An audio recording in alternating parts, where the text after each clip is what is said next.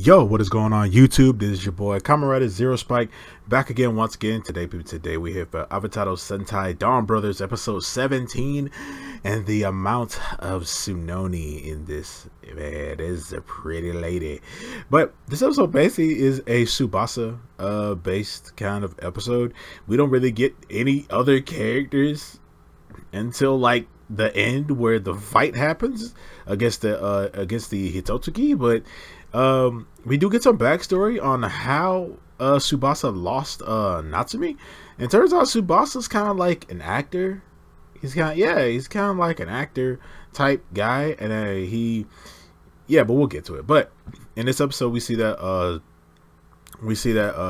Tsubasa, it basically stops this guy from committing suicide, and his name is Tanaba.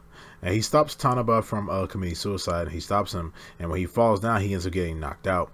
That's when Tsunoni comes in, and Tsunoni basically talks to him and says that what kind of love, like what is like love and things like that. She said, "Oh, you remember me?" Stuff like that. And she basically talks to him about like what she learned about love. And she was like, yeah, love is just something that people hold on to, and it leads to greed, it leads to hatred, it leads to conflict, things like that. And Tsubasa's like, hey, this may be a little bit embarrassing for me to say, but love is light. Can be a light that leads people down a good path and things like that. So she basically she looks at Tanaba, and she sees that Tanaba has a Hitotsuki inside of him, basically foreshadowing that he will be becoming a Hitotsuki. So she leaves, and we find out the backstory. We see that Tsubasa talks to Tanaba, and he basically talks about how his girlfriend, he was going to commit suicide because his girlfriend left him, and she ends up liking someone else now. It turns out the reason why she left him was because they were being attacked by a Hitotsuki, and Hitotsuki, I don't think we've seen this one. It was very different. It had a big ball head. But we see that she ends up leaving him. She ends up breaking up with him because they were both being attacked by it, and he ended up abandoning her. He ended up leaving her there, and throughout the episode, he's trying to basically help her. He's trying to help Tanaba get her back. So he realizes that he ends up. He says that, hey, I have a friend who does theater work and things like that. So what I'm gonna do, I'm gonna dress up like a villain, and then you're gonna beat me up and save her from me. So he gets ready to do that. He calls her there, and it turns out we see Tsubasa ends up dressing up and as like a black kind of devil kind of character thing.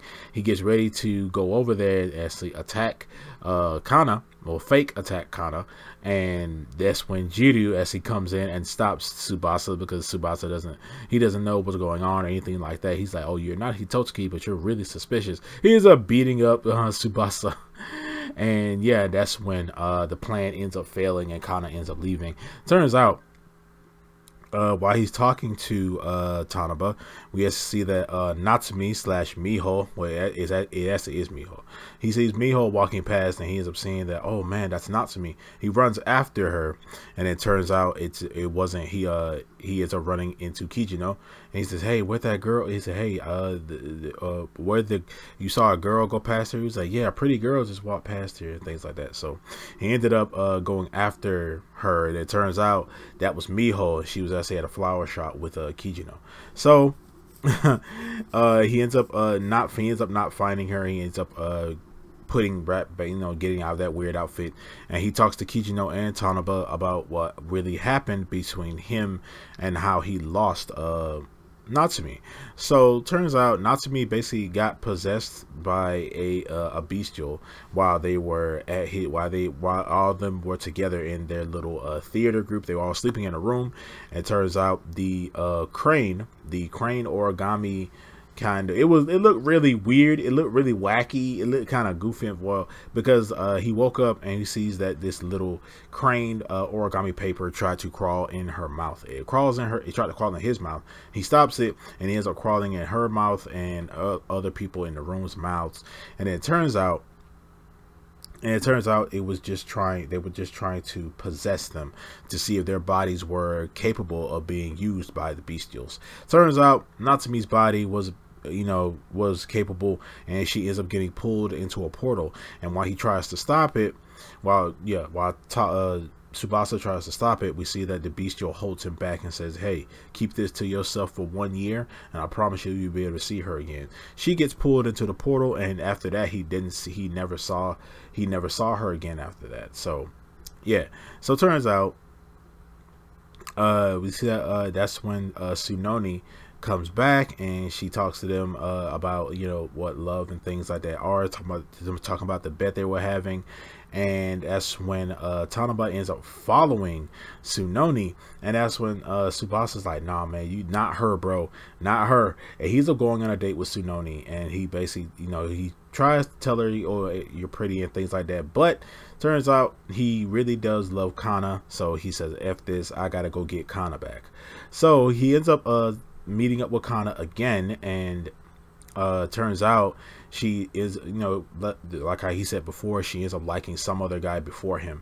So after him. So turns out the guy that she likes is Tsubasa, because Tsubasa ended up saving her from that Hitotsuki, and they end up finding out that Tsubasa is actually a fugitive, which is weird, by the way, because we've been seeing him being able to walk around freely lately, and he haven't really been showing him being chased by cops or anything lately. So like, he's walking around pretty freely. He's able to go to restaurants and stuff like that. So it's like weird, I guess. But we see that turns out that's when Tsunoi, not Tsunoi, but Sanosa, the orange one, he ends up coming up and talking to Tsubasa, but he also doesn't know that Tsubasa is the Black Ranger. So he ends up talking to him, and he's asking him, "Hey, can you teach me how to cry?"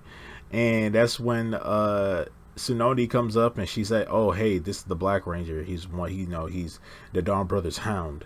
And then he said, "Oh, for real?" And he's like, "All right, cool. I want to see this." And he ends up transforming, ends up fighting Tsubasa.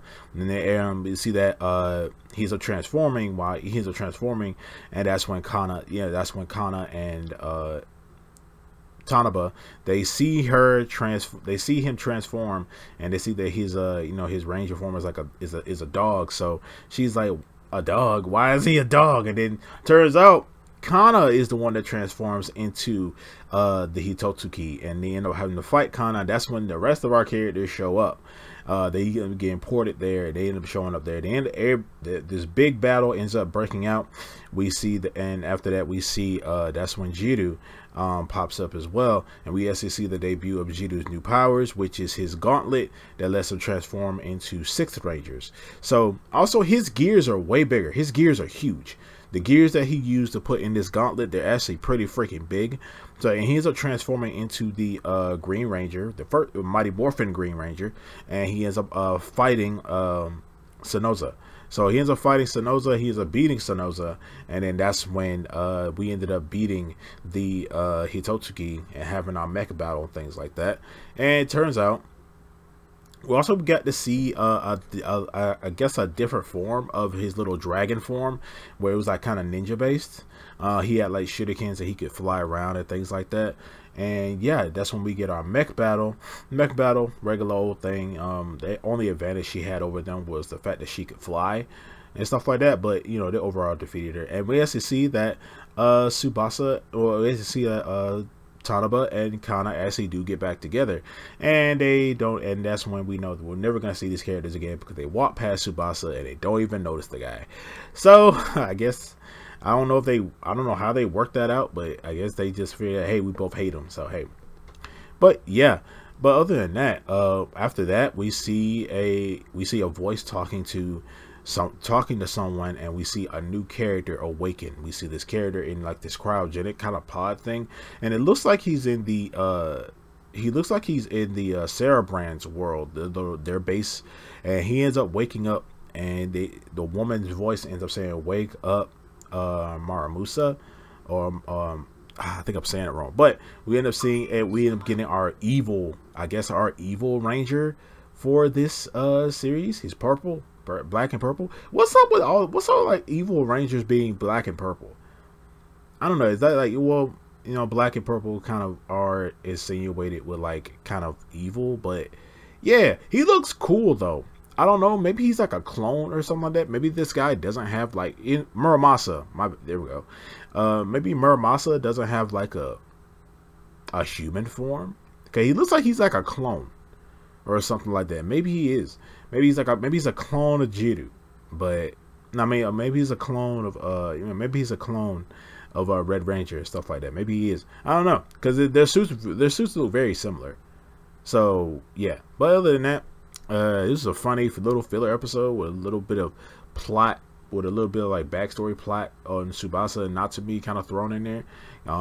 Gave us more insight on the Bestials, because the Bestials have been kind of quiet lately. I haven't seen much of them. But other than that, also no Sonoi in this episode either. So we had Sanosa and Sanosa and Sonoichi. We had them, but that's it. But other than that, this is a funny episode, little filler episode thing kind of going on with a little actual plot going on further and stuff like that. But other than that, you guys let me know down in the comment section below what you guys think about Avataro Sentai Donbrothers episode 17. I'm going to see you guys next time. Make sure to like, share, subscribe, and stay henshined.